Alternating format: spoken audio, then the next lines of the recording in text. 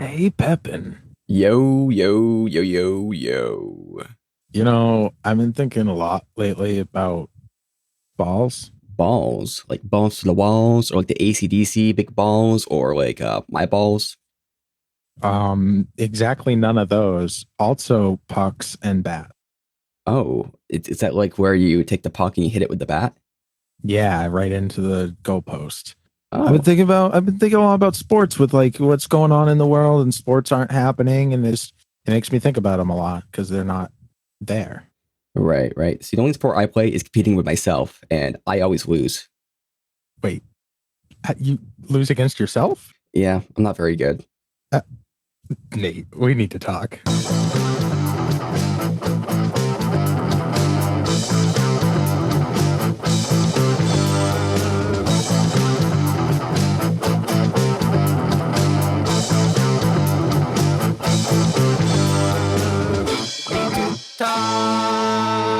Welcome back. So glad you guys could join us. I am here once again with my best friend Nathan. Pepin, how's it going today, Pepin? Yo, yo, I am doing well. How about yourself, Peter?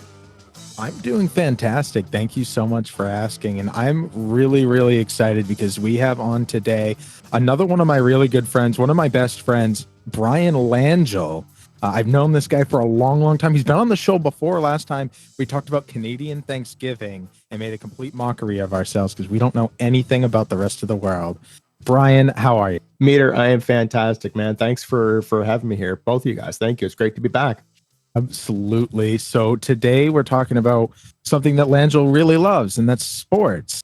Yeah. And being from Canada, your favorite sport is definitely is it baseball? It used to be baseball, and then Mhm. I've recently changed it up, and now it's lacrosse, and Mhm. it's my new favorite sport. I mean, have you guys seen lacrosse? It's incredible. That's a pretty good one. There's no other sport out there where you can go behind the goal to take a shot on net. Exactly, and that's why I like it. A little surprise from behind, right? It, that's it. That's it exactly. Uh-huh. No, obviously hockey, which right now, as we're recording this, is in the playoffs. So really Yes. exciting that they came back with empty stadiums to do that sport. Yeah, no, I thought hockey was done for the season. Like, I mean, when they announced everything was shutting down, they're like, yeah, well, we'll look at it again in August. And I'm like, but the regular season starts in October with the preseason starting in September. They're just going to cancel the season. But no, they're back. They did a 2014 playoff, and now we're in the opening round is done, and now the real opening round is starting. And just like every other year, my Maple Leafs are gone. So I get to watch other teams play. So, but yeah, no, it's actually fascinating to see how this is all unfolding. And you and I are absolute mortal enemies because I like the Bruins and you like the Maple Leafs. So Yeah, we yeah, have to hate each other, right? yeah. For the next little bit, so I'm gonna play real nice for the next 45 minutes to an hour. You know, I'll be So, nice. wait a second. So the Maple Leafs are a Canadian team, and they're playing against U.S. teams. Oh yeah. Well, they played Huh. Columbus in the first round and lost. So, but that's nothing new because Toronto and the first round of the playoffs go together like shit and strawberry shortcake. They just don't go together, and one has to go, and it's always Toronto that goes, right? So, yeah, That's we're kind of done. okay. It's kind of strange. Well, because with a lot of sports, it seems like they're very like local. Like, Yes, for instance, the like the baseball. Like, I don't know why, but I think there's like two different leagues for baseball. I think the same with like football and stuff. I don't there's know. different Mhm. conferences. Yes, there's in baseball, there's the National League and the American League, and then in football, there is the AFC and the NFC, which is the American and the National again. But then in hockey, there's conferences. In baseball, there's Canadian teams, Yeah. and in basketball, there's Canadian teams. Well, Um, there's one. yeah, There's the Toronto Blue Jays in yeah. baseball and the Toronto Raptors in basketball. See, we've basically, and there's no NFL teams in Canada.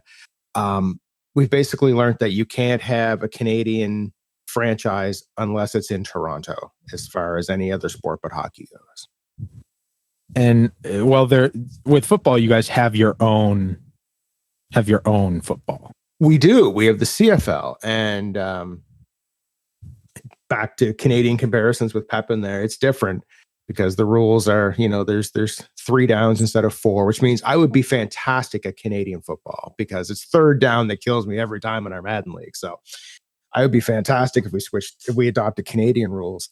But yeah, we've got the CFL, and actually, funny story, the CFL is actually applying for. Last time I heard, they're applying for financial help from the government to keep the league afloat because of COVID. So we have one currently. We'll have to wait and see how it plays out. But yeah, it's like 120 some years old, the league.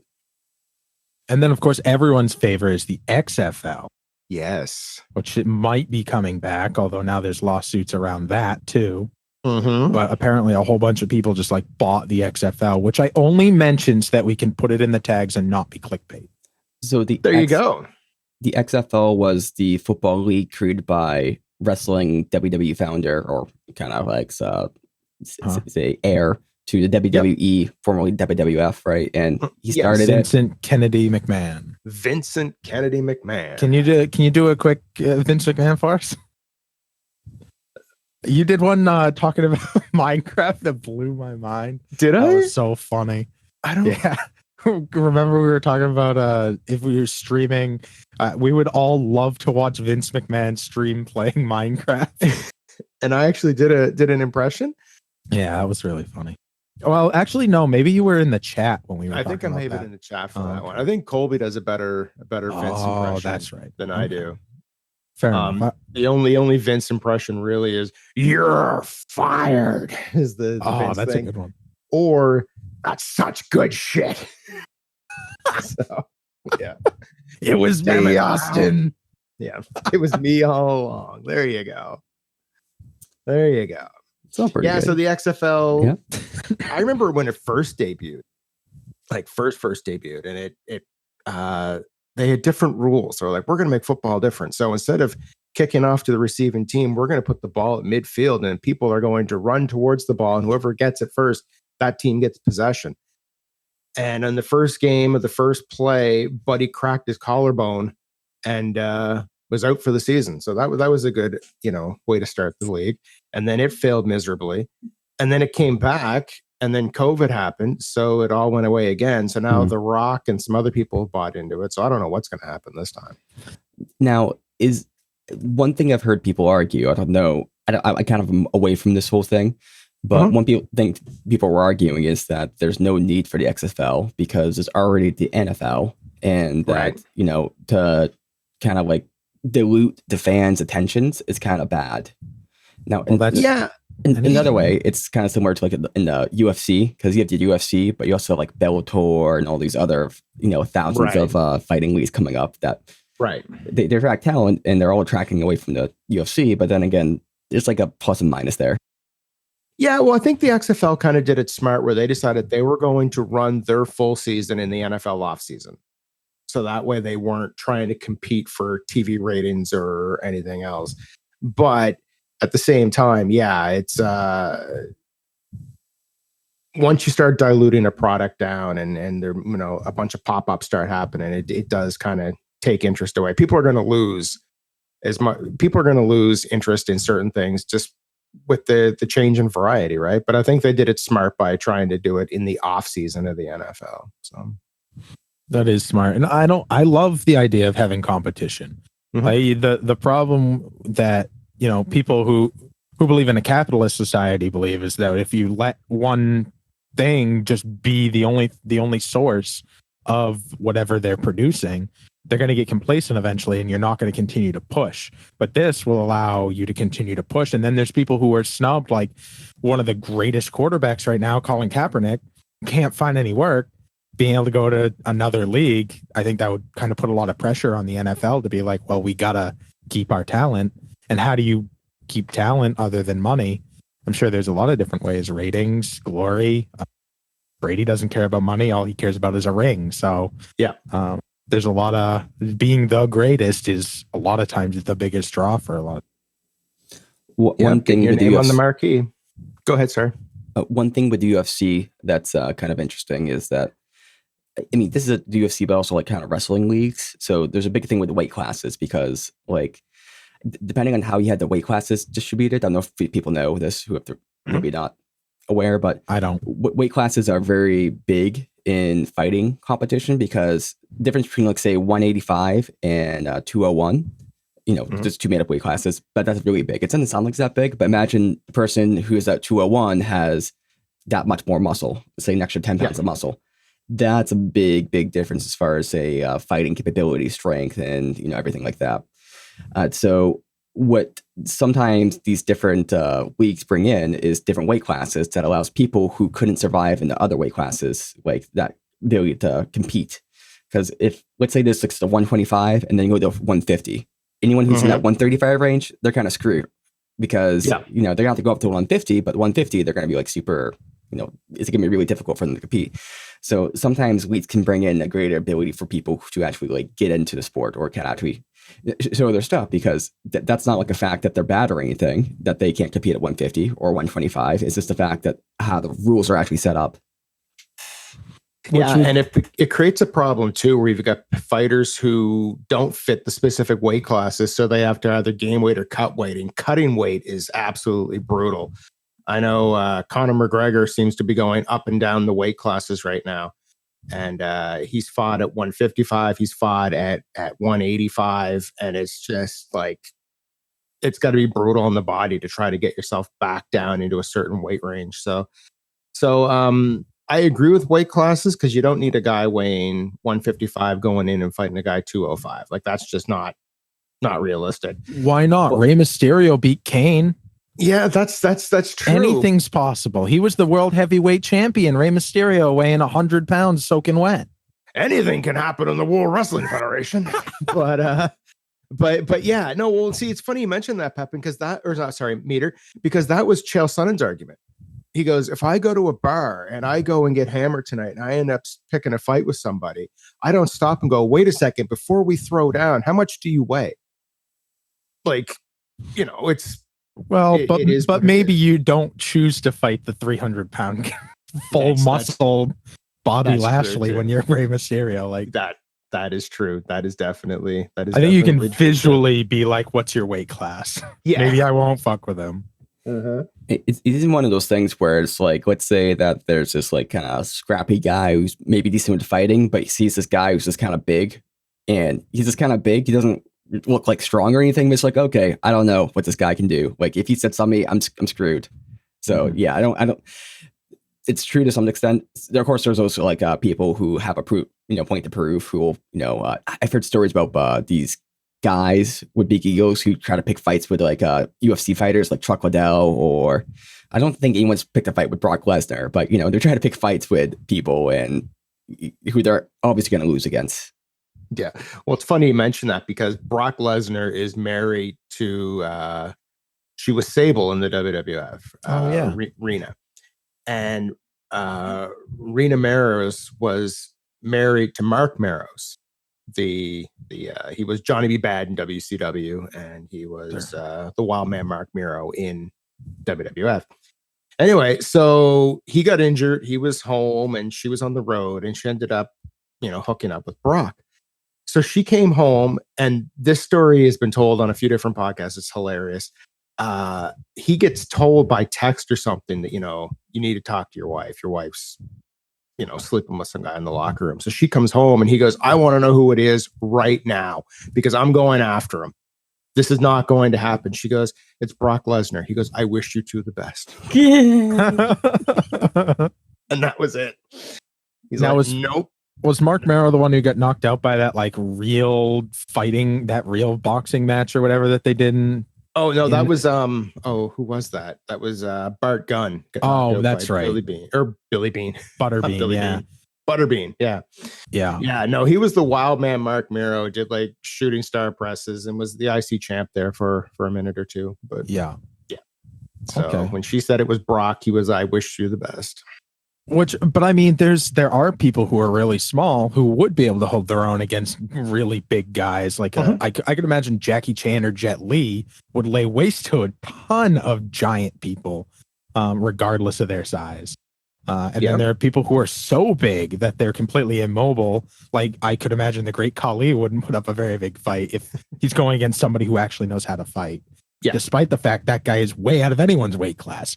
Or they used to bill the Big Show at 500 pounds. I don't know if he was ever at 500. He's probably maybe in the 400s, but 500 is pretty absurd. But like the Big Wrestling Show, things are exaggerated. I didn't say that. Okay, good. Just making sure. Keep going. But I can imagine like someone who's really talented in fighting being able to take out somebody who is way out of their weight class. Oh yeah. So I have some experience with this because I used to do wrestling. So like the amateur wrestling. So the stuff that's maybe not like, you know, choke slams and stuff like that. More like you try to pin Greco-Roman? people. Yeah, Greco-Roman. Yeah. And so we had a very strong team. Like our team won state championships like 8 times in a row. So, you know, we had some good talent there. And I'd say I was pretty good. I wasn't like state champion level. I mean, depending on the weight class, I could have gotten state champion. But it's the difference between weight classes between people who are somewhat competent is a big difference there. Because let's say someone at 103 who was state champion, we had a couple of those, I could kill them. Like it wouldn't even be a match. People at 112, same thing. 119, same thing. For record, I was 152. 125, you know, it might be a little bit of a match, but I could beat them. 135, okay. Now we get to 145. Now that's where the struggle is, right? Because 145, that person has to be really, really good to beat me. And that's just because the weight makes a huge, huge difference. Like these people are way better than me technically, but you know, just that weight difference makes a huge difference. Now, let's say I was gonna fight like someone who is like a NCAA All-Star or something like that, or someone who's just like, you know, crazy good. They won like the US State Championship. Okay, I'm dead. Like, no way I could beat them, even if they're like, say, 125, right? Because they just have that extra skill. Kind of the same with like jujitsu, because like I could probably do decent against Ronda Rousey in like maybe a punching match. I mean, maybe she should have the technique against me, but if she gets me into like a jujitsu hold, like the armbar, like I'm screwed because that's just all technique right there. So I think there's that difference between technique and like raw power, and there is that differential. But if you get one person who doesn't know anything against someone who knows a little bit of something, that person who doesn't know anything is screwed. Get 2 people who know a little bit, weight's probably going to be one of the big factors. See, what you just described is exactly what happened with Kat Zingano and Ronda Rousey. She decided instead of standing there and waiting for the hip toss and the armbar, she's going to go in at Ronda. So she charged in at Ronda to try to punch her. Ronda flipped her over and beat her in 9 seconds with an armbar. So she was like, I'm not going to stand and wait. I'm going to be the one on the offense. And Ronda just flipped her over. But then you turn around and you see Holly Holmes, who was like, I'm going to keep her at a distance and, you know, not allow her to get in on me. And she was the first person to beat Ronda Rousey. She knocked her out. So exactly what you're saying, because I've talked about it before with friends. There's like someone somewhere is going to figure out how to beat somebody. And then once that one person does it, it's going to unravel everything. And that's what happened. You can't, once you punch Ronda Rousey in the face, she's done. So Amanda Nunes retired her by knocking her out, punching her in the face. So everyone else was so afraid of the armbar that they went for that defense and weren't playing their own strategy. They were, you know, trying to counteract Ronda's, and there was like 12 or 13 of them in a row that all got destroyed. And then one person was like, oh, doing it this way. And then we never saw Ronda again. So it's, now she was in WWE for a little bit. I don't know what she's doing now. Chilling. Gaming. Plays a lot of Dragon Ball Z. Oh, does she? She streams it too. She goes Super Saiyan. Sure. Wait, are you being facetious? I'm being serious. At the end, you sounded super serious. No, she is serious. She streams Dragon Ball Z. Yeah, I think that's baseball gaming. Yeah, that's cool as hell. And I mean, she's over 9,000 from what I hear. I say Super Saiyan, and you're like, I don't know what I'm talking about, and then you bust out over 9,000. Buzzwords, dude. Fun fact: Sasha Grey, she's also a streamer now too. That's a porn star, right? Yep. Yes. Okay. Yep. And that's funny. You're both like, yes. Yes. The only reason I know that is because Michael Mhm. Cole, lead announcer for the WWE, accidentally referred to Sasha Banks as Sasha Grey one night on Monday Night Raw. Oh, well, that's And a the good one. internet went, wait a minute. Is that a tease for what's coming in the future? Well, it hasn't happened yet. I'm still So- holding out hope. So she plays a fighting game Mhm. but she plays like a video game version of it. Right. That's super, super interesting. I love how much, especially with like what happened with the when the whole world went upside down with COVID Mhm. and all the sports shut down. I feel like that gave huge credit to online sports and be able to play games and stream games. I know right now it's really weird to think about, but there are people who were betting on CPU versus CPU streamed games. Mm-hmm. And I know Brian and I have talked about this a lot, but can you imagine that, Nathan? That there is like a huge market for someone will put on Madden 20 and stream it, and it's a computer versus a computer, and then people will bet on that game. Mm-hmm. I can kind of see that. Well, I've never heard of that but the only reason why I can see that being a thing is because I'm kind of in like the programmer space, and there's been certain advances with, say, AI versus AI creation. So, for instance, Google made their own AI for chess, which was AlphaGo. Was it AlphaGo? No, that was the Go one, but AlphaZero.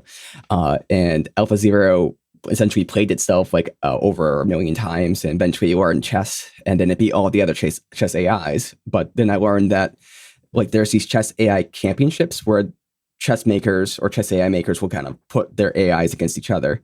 So there's already been kind of that sort of thing. And I think some of what the future is going to be is just kind of making AIs competing against each other with these games and just see how good they can get. Because they did that with StarCraft.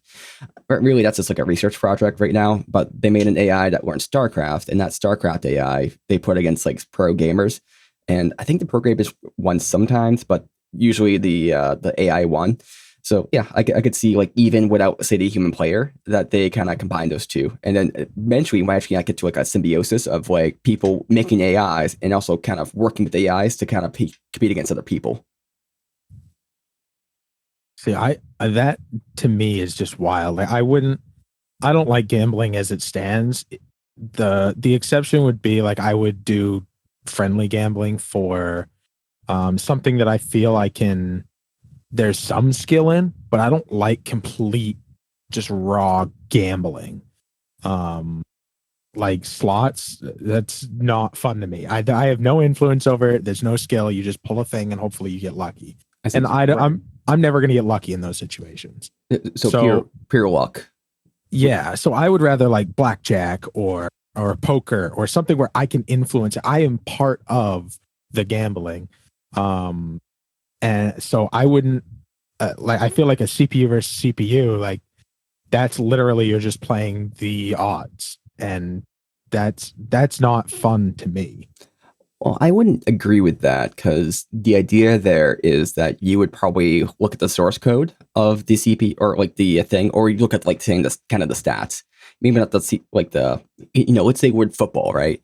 So you look at the team's track record, what they've done, the strengths, weaknesses, how they played historically, and the coach there. The coach is kind of the programmer in this instance, and you kind of look at that and you see how they're going to perform, and that's what you use for your basis for placing the bet. Now, it's not just like you take two CPUs and kind of put them against each other. You'd probably have, and I don't know if this is the instance where they actually have two identical ones, because that's stupid. If there's two identical ones, like what's the point of that? No. That is luck. But if person A makes one AI, person B makes another AI, then you're betting on the person who's making those AIs. I think you're in a different realm. See, Yeah. all they're doing is they're taking Madden 20, popping it open, picking two random teams, let's say the Vikings and the Jets, and then let it go and see how it plays out. There's no influence at all from programmers other than the ones who made the game originally. Like there's no extra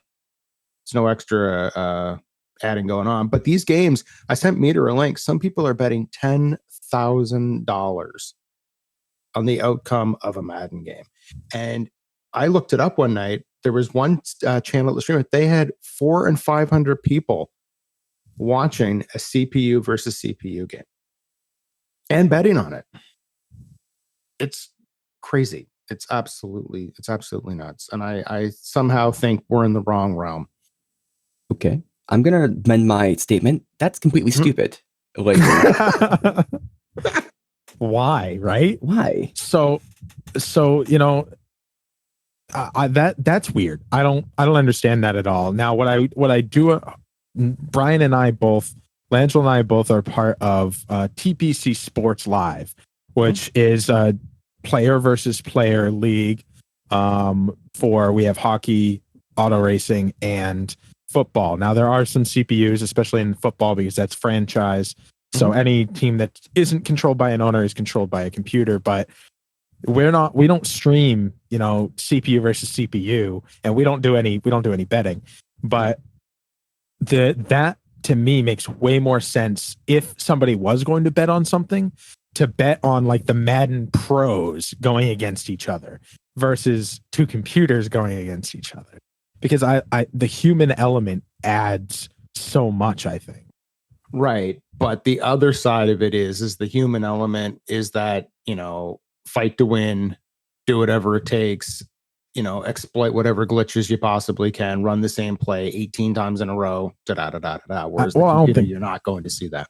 I don't think the pros though are doing anything like that, and nobody in our league does that either. Our league is separate than that. But if you watch like the EA Madden Championships, their playbooks are like 5 plays. Really? Oh yeah, 5 plays. That's wild. And they perfect those 5 plays. So yeah, I don't know. I mean, I don't think I'd sit down and spend money watching a game, but I would sit down and watch a game. Like there's been times, like I'm working from home, so there's times where I'll put on the game in the background. That's just there. Like I'm not focused on it, but it's mine. It gives me something just to kind of focus on here and there sort of thing. And it's kind of interesting to watch. Plus CPU versus CPU is a completely different camera angle too. It's not the same camera angle that you get when you're playing Madden. So it's something different. But yeah, if you would have told me that this would become a big thing during COVID, I would have been like you guys. I'm like, no. I mean, the Madden tournaments are always fascinating to me, like the giant, big ones. Yep. And I think I've said this on the show before, but I remember seeing the Madden tournament of football being played in an airport that I was in like Michigan or whatever. It was like, that blew my mind because I saw football. I looked, I'm like, that looks like really bad quality cameras. That's weird for NFL. And then I actually walked over to the screen. I'm like, oh, they're playing Madden right now. That is wild. They're showing that in this was a McDonald's within an airport, like a big airport. Yep. That was crazy to me.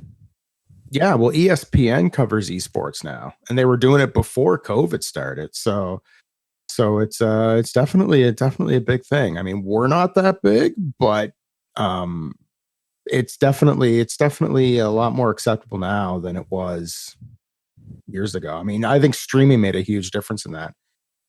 It did. Made a huge difference. People tune in and watch. And the production skill has grown so much overall, just in general. But I think especially within TPC Sports, what we've taken it from, bless you, because now we have like, it started out with we would just stream. Whoever was playing would just stream their game. And then we added in commentary. So we would stream their stream and add a voiceover at the top of it.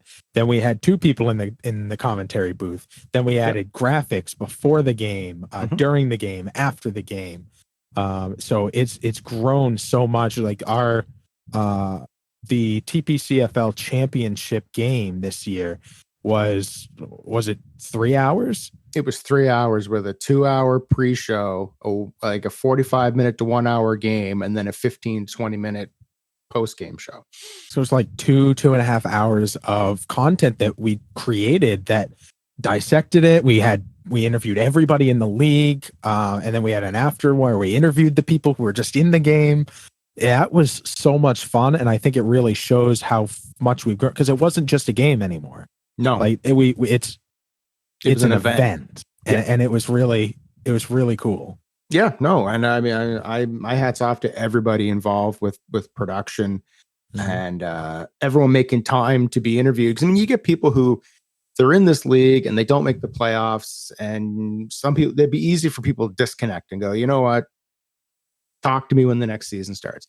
But our community is strong enough that they go and they check out everyone else's games. Everyone was up for an interview. They wanted to talk about how they saw their season and what they think of the league and everything. And yeah, it was like Meter said, it was 2 hours of a pre-show just talking about one specific game and a kind of a quick recap of the season for everybody else. It was the whole community came together and it was awesome. Kind of interesting with that because it's, to me, kind of reminds me of D&D a little bit. Because D&D people make their own entertainment, and here it's kind of the same thing. Like they're taking this thing kind of role playing almost is maybe the term, but it's also just kind of like they're like, oh hey, I like this thing, let's make it ourselves, and there's that kind of aspect to it. And part of the making of yourself makes it more enjoyable to. No, absolutely.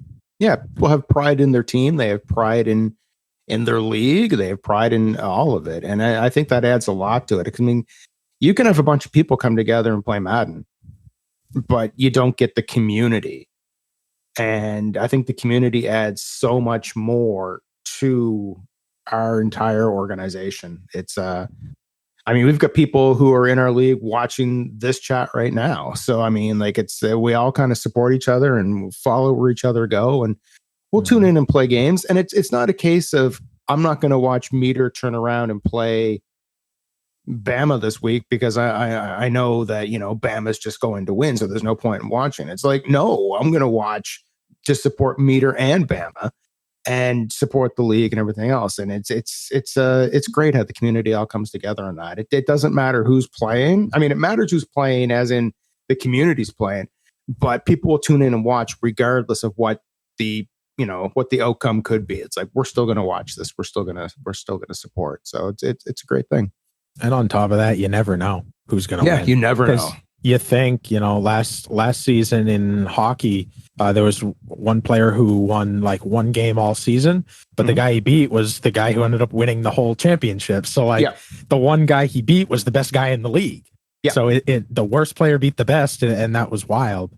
And as statistically, and then same thing with football. We're doing the Tornado Players Championship right now, which is a really cool lineal title. Every single week, whoever holds that title puts that title on the line against whoever they're playing based on the regular season schedule.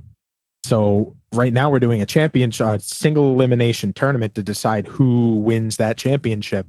And once the bracket was created through random.org, and once that came through, Brian and I went through and we were like, here's who we think's going to win. And now that it's actually going on, we're like, oh, we were wrong about a lot of these picks. Yeah, we do not have the perfect bracket, because it's just that's the thing is it's truly any given Sunday, anyone can win against anyone. Sometimes you could have an off day, or someone else could have a really good day, or EA could get involved. Any of those things, which is really fascinating. But that's really interesting to me about the difference between like a real life and like a real life game and a online game or a virtual game is that like the randomness that can be involved in an online game, that physics isn't random in real life, as far as like general physics go. So you're not going to get a lot of those weird glitchy things that sometimes change a game. Totally. And is wild for sure. Totally. And the funny thing is, I was talking earlier about the community. It's expanded because we now have enough followers now on Twitch that we've made affiliate. Yeah. We have enough people now coming in, tuning in, watching games, commenting on games and stuff, that Twitch has recognized us as an affiliate, which means we can now take subscribers and donations and stuff. So there's a market there. And I'm really proud of the entire organization, and hats off to Meter for all his help with it, because he's the one that came up with the broadcasting side. I was more the let's put a league together side. And when Meter and I kind of came together and formed what it is now, it totally changed the dynamic of everything. So, Well, here's the thing with that. I just wanted to hear myself talk over other people. So I'm like, hey, Brian, what if I just talked while people played? And he's like, go for it. We can always try it out. Worst case scenario, it sucks and you don't do it anymore. Yep. But he was gracious enough to let me keep doing it. So yep. It's a huge addition. And I'll tell you, I've done a bit of commentary. I do more of the production now. I make sure that graphics appear when they're supposed to and everything is volume balanced and this and that. I tried calling 2 games at once the other night. It was the Patriots and the Vikings, which was meter and Kiv style. And then it was my wife's Susan and Wes with the Cowboys and Chargers. And I had it set up kind of like how our visual it's identical to what our visual is right now. And I tried to call both games at once, and that's not an easy thing to do. That's solo? No, really not. Calling one game solo is brutal, let alone calling 2 at the same. Luckily, there was a time difference between you guys because your guys' game was a lot faster paced. Well, Kiv ate the entire third in one drive. Yeah. Because it's funny because you guys started after, because you had to restart. Yeah. So the game was, let's say, 5 minutes behind the Dallas Los Angeles game, but ended like 10 minutes before the other game. So it was kind of cool. But yeah, no, I mean, we've tried out some different things and it's a lot of fun. And my hat's off to the entire community for making that happen. tpcsports.live. Go check that out in the description, and also check out more of us if you want, because this podcast is ending. We need a part 2. So, hey, next time, part 2 of this podcast with Langille about sports and e-gaming and stuff like that. Sorry, the audio was a little bit off. There was a corrupted file, and I had to pull the live version of this, which the quality is not as good on. So, sorry about that. Audio quality will improve on the subsequent podcasts. I mean, not the one with Langille, but you know what I'm saying. All right, you guys have a great day, and we need to talk.